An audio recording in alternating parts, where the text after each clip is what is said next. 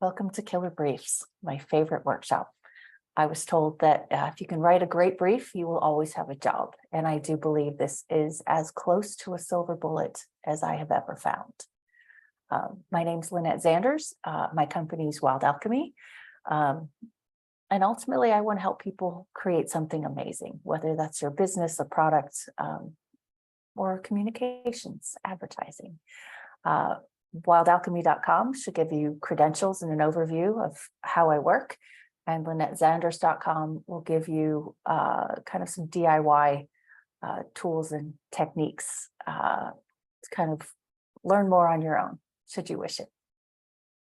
I have worked on everything, blissfully, wonderful brands. And I will say that my brief format works across any vertical and any type of company. So if you are a web development firm or a PR firm, this brief format should work beautifully for you. If your company already has a brief form, use this as a worksheet. It's a way of clarifying your thinking. So use mine, and then you can type it into your company's template. I have a book. It's an easy read. You can find it on Amazon. It'll run you through most everything I'm taking you through today. And I'll walk you through a couple of things. Obviously, what are briefs, which kind of sounds like a duh, but in marketing land, language is muddy. So I want to make sure we're talking about the same thing. How best to use them, why do we write them, and then could take you through my ideal framework with some examples. I have some other things that I'd like to share, but didn't want to make this too long. So part 2 is going to walk you through best practices and pitfalls. And part 3 is going to walk you through how to upgrade your thinking. So it's about thinking, and then it's about talking to people, and then it's about writing it down and making sure that those are separate activities.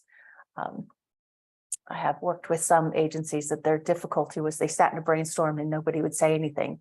And when we unpacked it, it was because they said, well, if I say something, but I haven't thought it through, somebody else is building the deck as we speak. So defragging those activities is a requirement, I believe.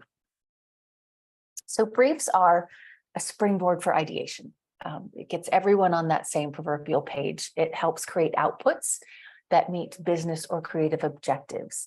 The enemy of a brief is, this is kind of what I want. The more specific you can be, the better. And I'm not saying specific in terms of execution. I'm talking specific in terms of defining what success looks like and how we will know when we get there. You can write a brief for a house, for a dog, for a partner, communications, advertising, websites, logos, brands, your image, anything. But I find most people leave it to, and they don't take the time to write it down. And it's worth the effort. It's also worth the effort to be as brief as possible. And we'll get into that. So we write briefs because they generate greater efficiency and greater effectiveness through alignment. We all kind of know what we're doing. It leads to better work through clarity, and it inspires people. If you write them well, it's not just informational, it's inspirational. And it allows the teams to have more fun in the process by reducing drag. Do-overs are soul crushing. And, you never have time to do it right, but you always seem to find time to do it over, is what I have heard through the ages. So briefs create alignment by igniting powerful thought starters, say getting their juices flowing. They help streamline decision-making.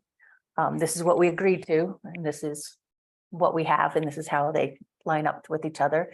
They save creative resources, which I think is the primary reason. Some of the best creatives I knew were also strategists, and they would kind of have to come up with what we wanted this to do before they started creating things. And if we can help make them smart and show them where on the canvas to start to have the biggest impact, it saves them a lot of energy. It reduces circular conversations. I call them stupid fights. Keeps us moving forward, establishes accountability.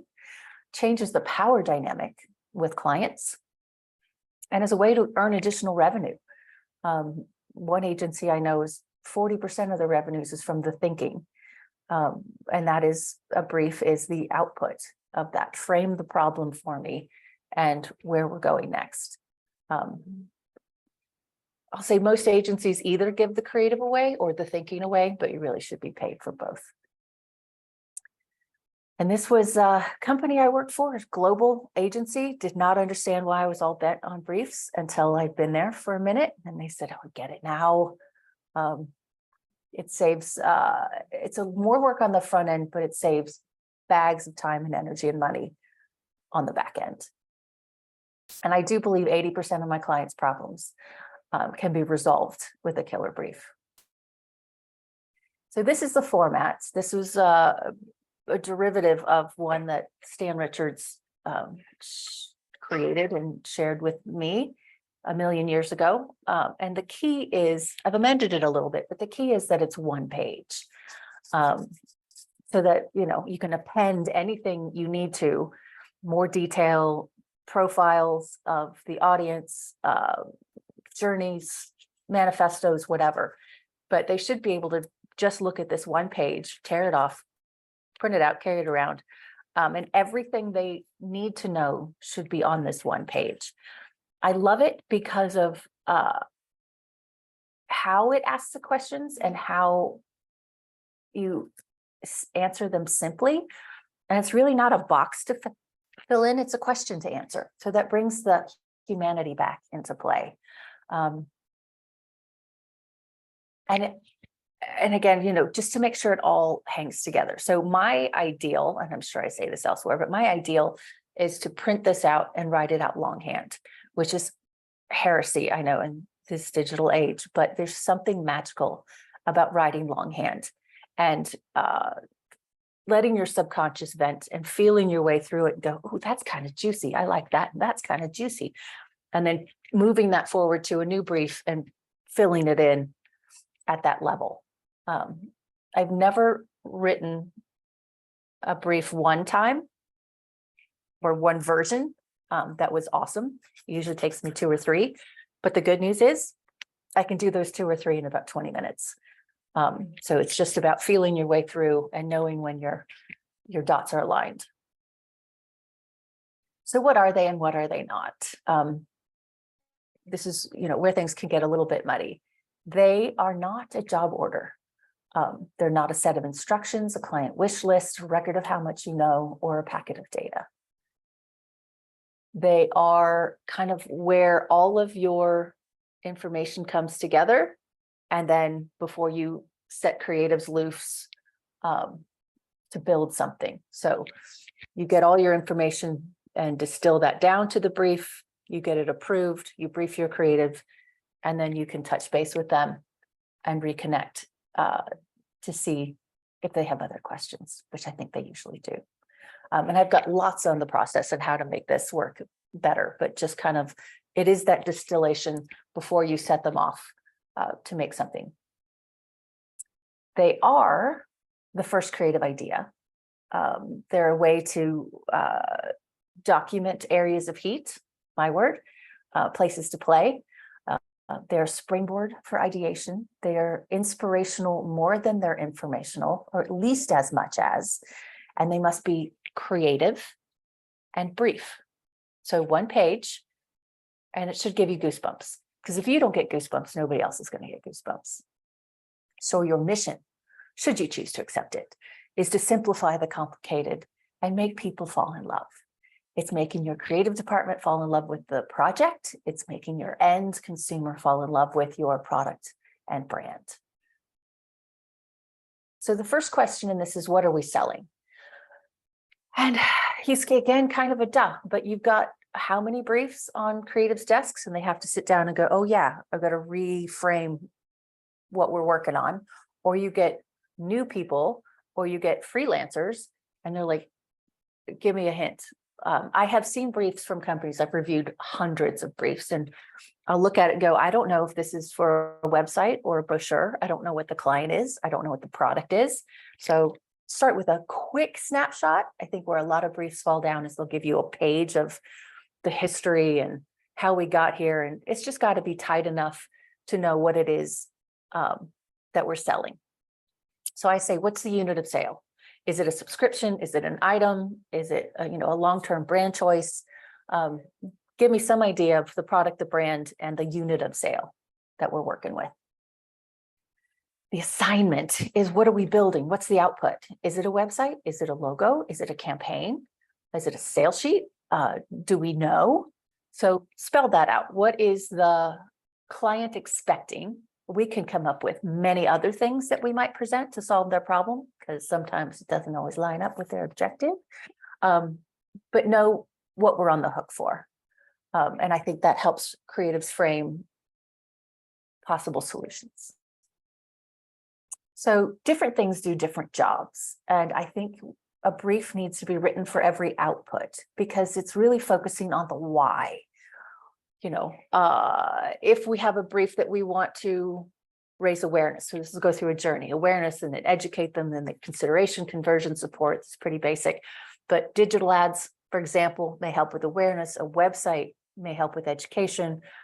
Video could help with consideration.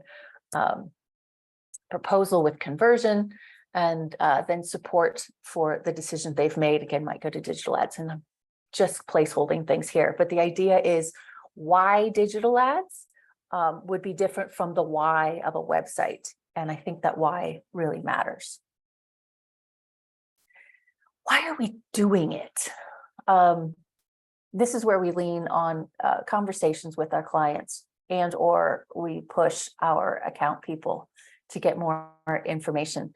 What do we want to have happen, and how will we know when we get there? So we need objectives, we need goals that are measurable. Even if you're guessing, and I guess on them a lot, but it sparks a good conversation with the client. Why do we think we want what we want? Raise awareness and gain consideration, and trial givens, duh. Everything's trying to do that. But are we trying to validate people? Are we trying to get them to reframe how they think about us? Are we trying to resurrect an old brand? Are we trying to replace an incumbent? Really kind of understand the context of why we want what we want and what we want to have happen. I'll give you a quick anecdote. Worked on Amtrak a million years ago, and they wanted to, they said, we need to increase revenues. Well, okay, duh. So dive into that a little bit more. And they said, we really need to raise revenues, on our trains that go from Vancouver, BC to San Francisco, down the West Coast. And we said, oh, okay, great. And they said, but our trains are full. So we said, okay, so we need to increase revenues without increasing ridership. So we said, okay, do you make any money between Seattle and Portland? And he's like, absolutely not. And it's packed. Okay, so we said, who are your lions? When do you make your lion's share of your revenues? Who are your big earners? And they said, oh, if someone goes long haul, like from Vancouver to San Francisco, it almost pays for the whole trip. I'm exaggerating, but you get my point. So our task was then to sell a long haul trip that costs more than flying and takes longer than driving. Not the short one that, you could almost say it same amount of time as a flight, costs you about the same as driving. We had a bigger task to sell that long haul. And I'll jump to the end, but I ended up riding the train because there were people doing it. And if I could talk to them and find out why they were doing it, we'd have something to work with. And it really was, it was a land cruise. The vacation started the moment they got on. So it wasn't about speed, and it wasn't really about cost. It was about found time.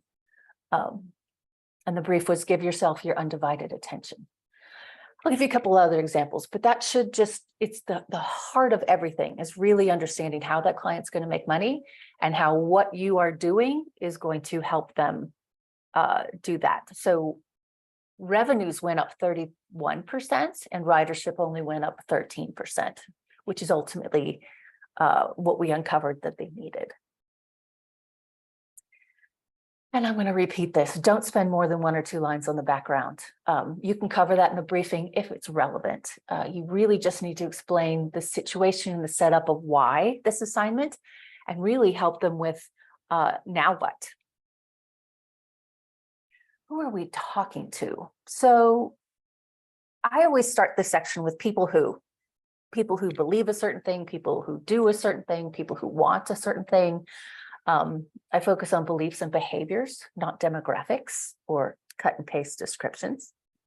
I have worked with some giant companies who say have an acronym for their audience. And I said, they were in a brief writing workshop. And I said, well, what does that mean? I don't really know, but everybody uses it. And we know what it means. I'm like, really? Anybody else from that big same company know what this means? No. I'm like, unpack it in human terms. People who love the taste of mango is it's not one that I did, but was from a Snapple campaign. So, trying to sell mango flavored Snapple. Are we talking to people who buy soda? Are we talking to people who go to convenience stores? Are we trying to talk to people who, buy water? Yes, but ultimately it was people who like the taste of mango. And actually, Kirschenbaum and Bond put stickers on mangoes in the grocery store that said now available in Snapple. It could even be, if you're going to be in Rolling Stone, it could be Rolling Stone readers. So make it human and lay the foundation for what we can do for them. So we're going to talk benefits. It's always about them, not about us, but give me a snapshot of why I like them and how we're going to appeal to their sensibilities. And why don't I like demographics? Well, because they don't mean anything anymore. Life stages are muddied. What do they say? You can have a 25-year-old CEO, a 30-year-old who still lives at home, a 40-year-old who's first-time mom, and a 50-year-old who's going back to school to start a new career. So I think it's better to find common threads that are based in beliefs and behaviors. What do they currently think? So this is kind of matched up with what do they currently think? What do we want them to think? And what it is that we need to tell them. So many years of psych degree study, the biggest difference maker is to understand that you cannot change someone's behavior without changing their beliefs. So instead of focusing on the behavior you want, back it out to focus on the belief that they must have in order to do that behavior. So what do they currently think? What is it we need to address? Are they confused? Are they bored? Are they in denial? Are we misunderstood or overlooked? But think about it in terms of what advertising can affect, in terms of letting them know what we can do for them and or say about them. So there are carrots and sticks. So we can figure out what our obstacles are, or we could figure out what they long for. And you're going to have to just play that by ear to see which is more powerful in this scenario. I think lures are always more powerful than fear, personally.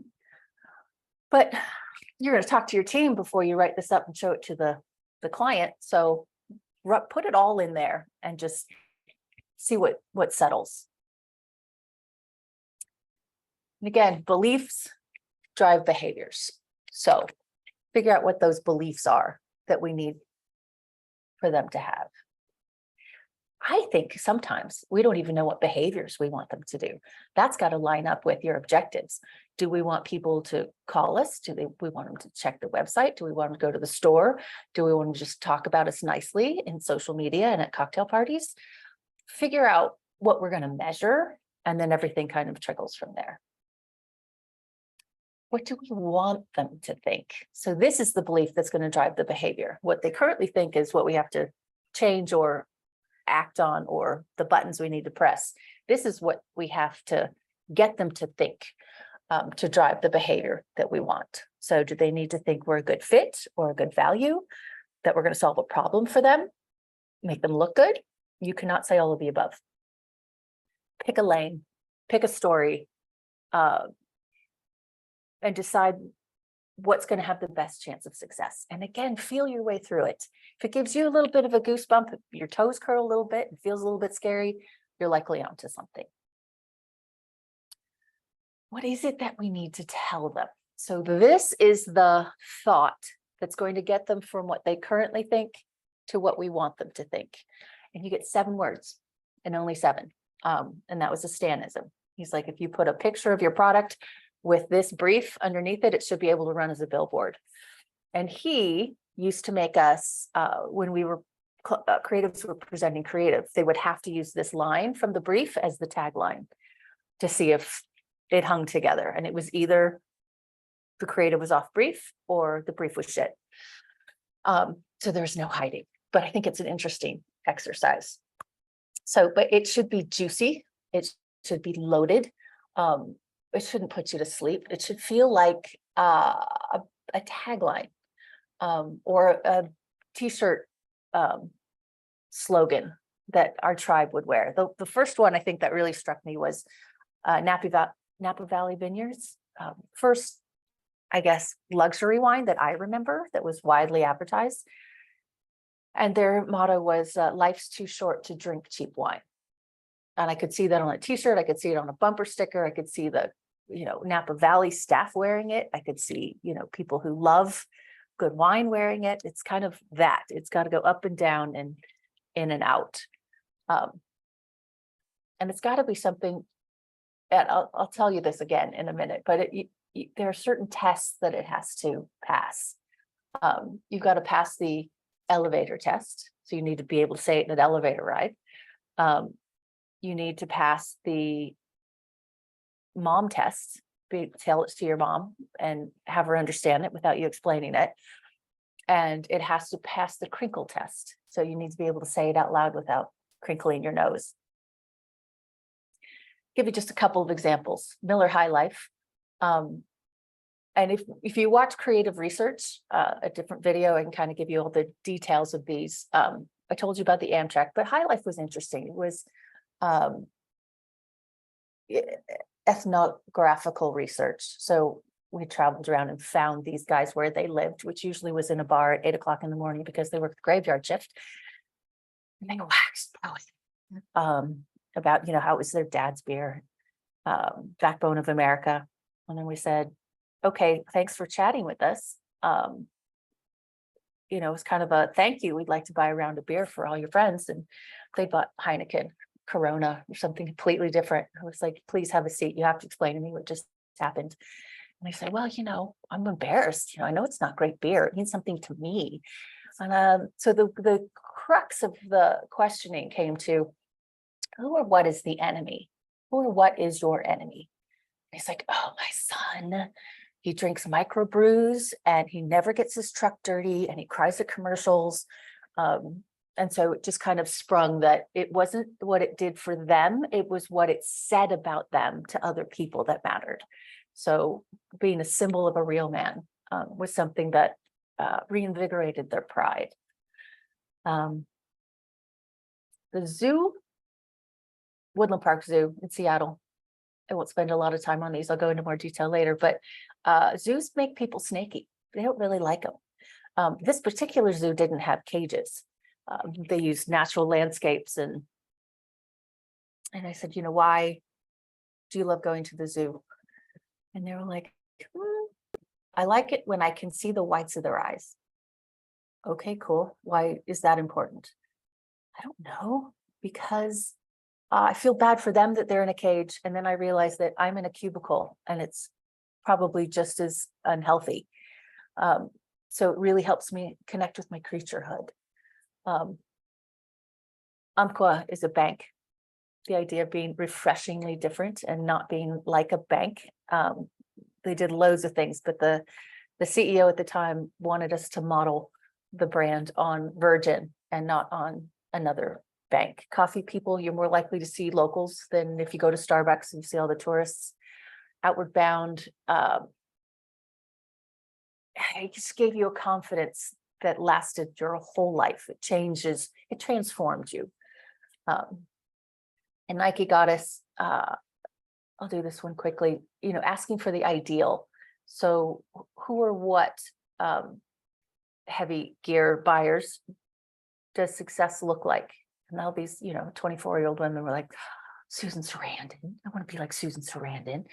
And she hasn't had work, and she's got the family, and she's got the business. And we finally got to, it was this confidence that radiated from her. She had a strength that didn't make her crunchy and mean.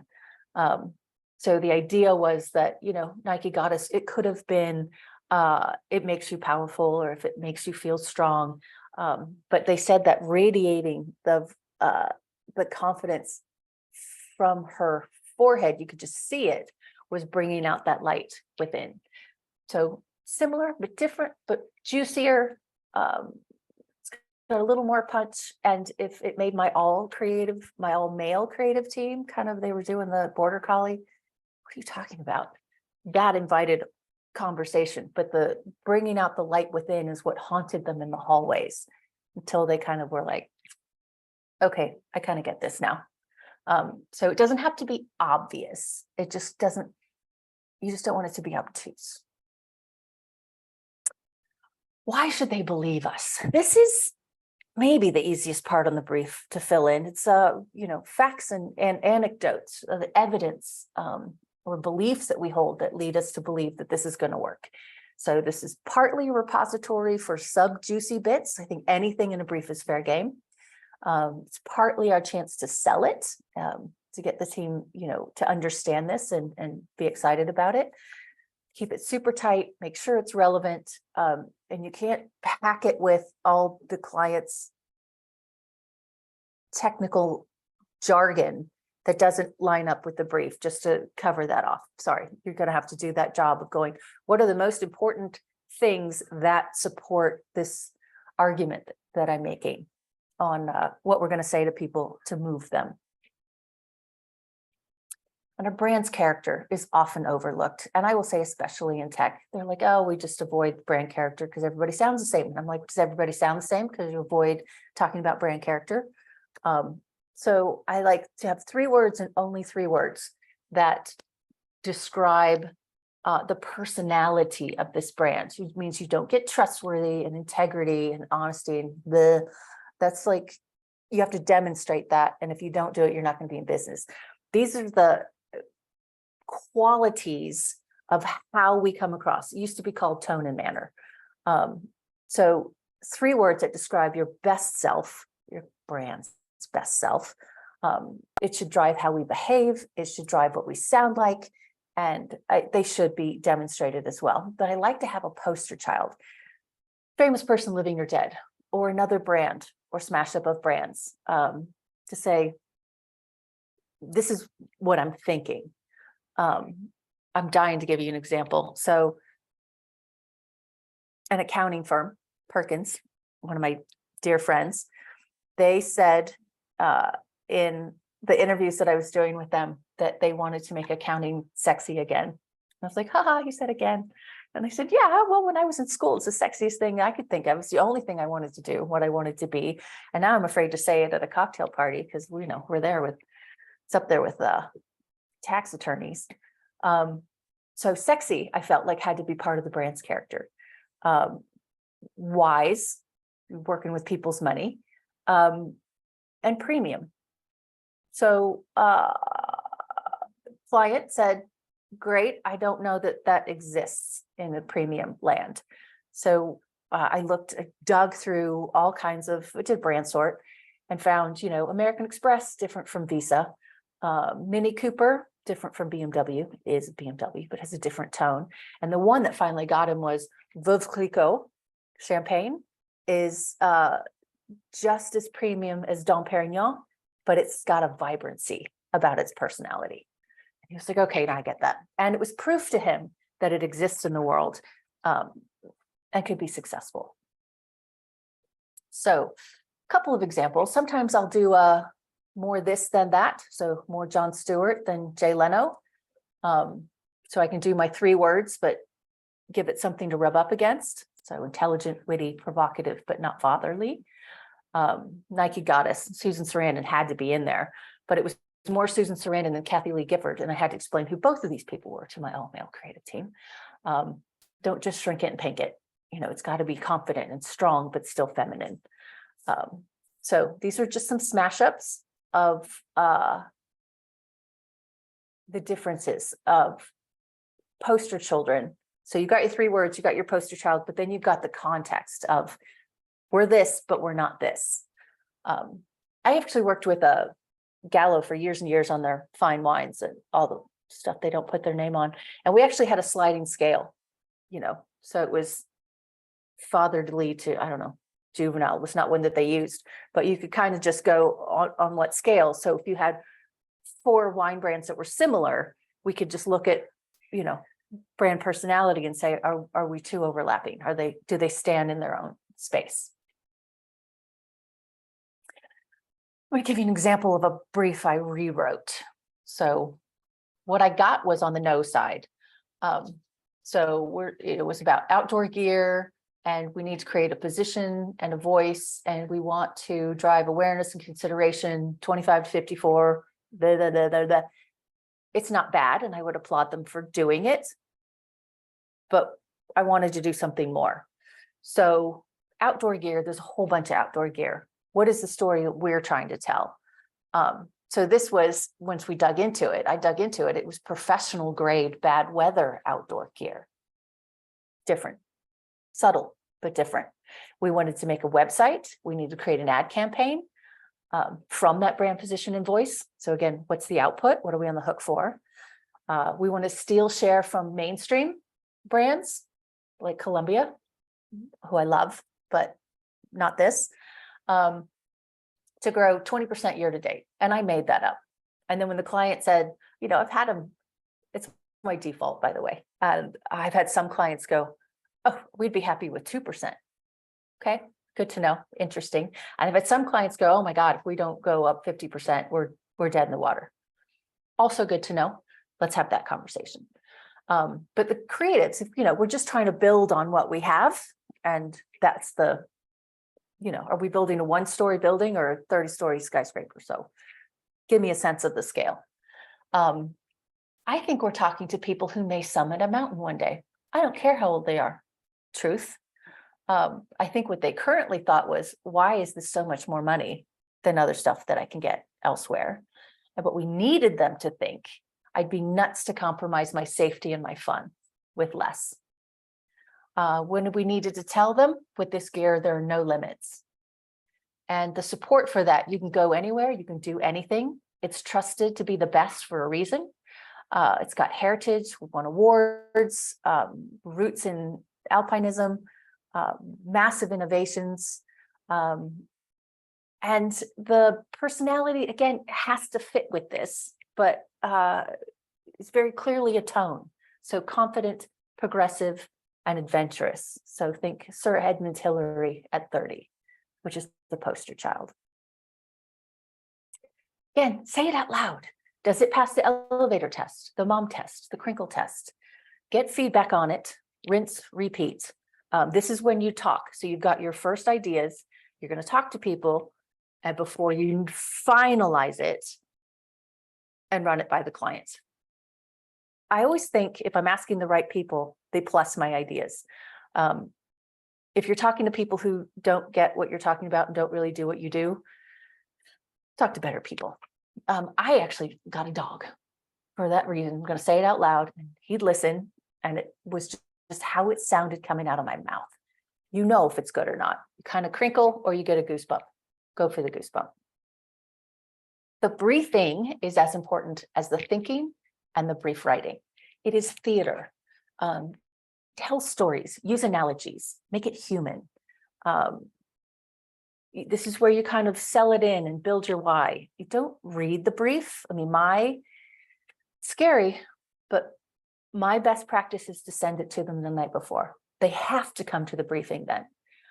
Send it to them the night before so that they can digest it and actually come with questions. Because I find if you just read it to them in the room, they haven't absorbed it to the point where they can ask any questions. It's like, it sounds good right now, but I don't know. And then you've got to circle back. So it's just a better use of time. Let them think on it, Briefing is explaining what you meant, answering the questions, getting on the same page, and making sure that they're excited. So I have had great luck with this. Really, part of it's the research. You know, yes, you can write a brief without getting some insight. I find it much, much harder to do than if you talk to one or two people out in the world and get some insight and gives you confidence and gives you a different perspective. I still can't guess what people are going to say. And I've had clients say, oh, you only talk to two people. And I'm like, well, the alternative is we don't talk to anybody and we make it up. And that's better. Usually get my way then. But Nike Goddess became the most profitable division within Nike within 3 years or so. Doesn't exist anymore because Nike said they are not a women's brand. Talk to me about that over a beer one day. Again, Amtrak went up 30% money, but only 13% increase in ridership. Arkansas Tourism, 256% increase in inquiries, 10% increase in tax collections, which is massive. I don't even think I have it on here. Miller High Life went up 6 points. We were like, 6 points. I mean, that is millions and millions of dollars. Worked on Mount Bachelor. That was a fun piece of research. So my little tidbit was, I said, what's the best ski day ever? His dad was like, no tears. It's like, I get that. 25% increase in season pass sales. Stevens Pass, Intel Pacific Northwest, got 110% increase in ticket sales year to date. Worked on banks, close to closing. Not just a brief that did it. We also did some culture work, but turned them around to be the #1 bank in assets. Built a new revenue stream for Outward Bound, which got them into the black almost instantly. Dove Lewis, an animal hospital in Portland, figuring out that they were about the human-animal bond and not about their fancy tech, helped them build a new hospital, new service offerings, passive revenue streams. They're now on another new hospital. And Cycle Oregon, which is a lovely nonprofit, cycling. They were having trouble filling events. They've been wildly successful for years and years. It started to slow. And we turned that around to right after we instituted the brief, they sold out in 2 hours. So this is all within the first year of implementing the insights in the brief that we wrote. And Cycle Oregon is interesting because it had been going on so long, they really focused on the ride, that year's ride, and the elevation and how long it was and the mechanics of it. And, we talked to people who'd been for years, and we talked to people who wanted to go but hadn't actually been. And they, even our long-term timers were kind of like, I just lost the fun. Remind me of the wind in my hair and having streamers off my handlebars. Reinvigorate my passion for this before I decided to go on this arduous journey and pay a lot of money to do it. So I hope you watch the other videos. I hope this is helpful. Godspeed. Keep me posted. And if you need to reach me, please do. Thanks much.